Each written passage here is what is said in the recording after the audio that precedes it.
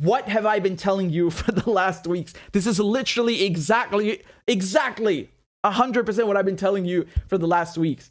It's not a coincidence. It's not just one thing. You have so many new groundbreaking, earth-shattering developments that are taking place. Oil sales that usually happen in US dollars are not happening in US dollars anymore. They're happening in renminbi or in rupees. This is unheard of. Russia demanding rubles for its gas is unheard of. They would have never gotten away with this 2 months ago. Again, this is exactly what it's nice to feel, vindicated. Because it's one thing for me to say it, but you can see here officially from Bloomberg. It's So Moscow is offering ruble payments to Indian oil buyers, right? We just talked about that. While Saudi Arabia is in talks with Beijing to price some of its crude in yuan. Man, I don't know who wrote this article, but they've been watching my channel. I'm telling you. I just said all of this to you guys, right? We've been talking about this for ages. Now, it's unlikely the yuan will pose a serious challenge to the dollar's dominance. That's true. However, at least in the short term, that's the key aspect. In the short term, the US currency was used for 88% of foreign exchange transactions in 2019, compared to just 4.3% for the yuan, according to the Bank for International Settlements. Right? So, of course, you're not going to wake up tomorrow and flick a switch and say, oh, we have a multipolar world and the dollar's global dominance is gone. No, that's not how it works. But just to give you, think about this, okay? I'll just give you some food for thought. We're in 2022, okay? Barely 100 years ago, just a little over 100 years ago, right? The British Empire was at its height.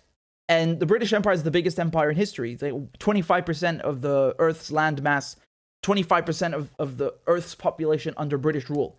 Look at the UK today, right? Not even today. Like, you don't even have to go that far. You can just look at the UK at the end of the 19th century and then look at the UK in the 1950s. So in the span of a few decades, I mean, it's completely changed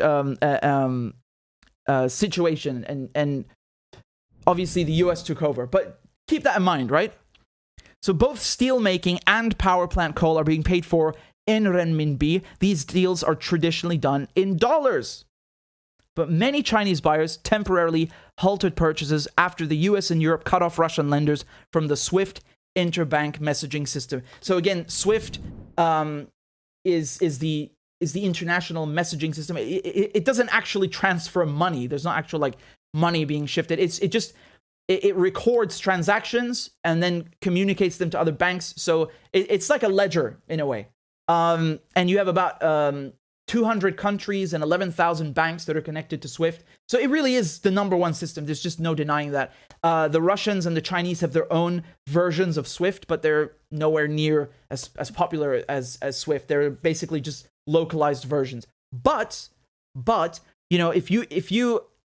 if I told you 2 months ago that China's UnionPay, which is the credit cards, they would come in to Russia and take over Visa and MasterCard's share and link that to Mir, and Venezuela and Iran would link their payment systems to Mir, you would have never believed me.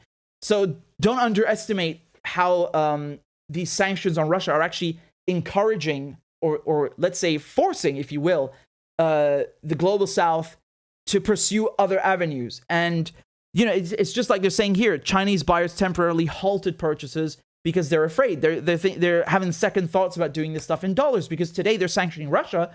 Tomorrow they might be sanctioning China. Well, they might be sanctioning China even more, or trying to cut China off the same way they're doing to Russia. Who knows? Or a key Chinese partner. And people don't want that. They don't like when you use your reserve currency, the US dollar, the global reserve currency, as a weapon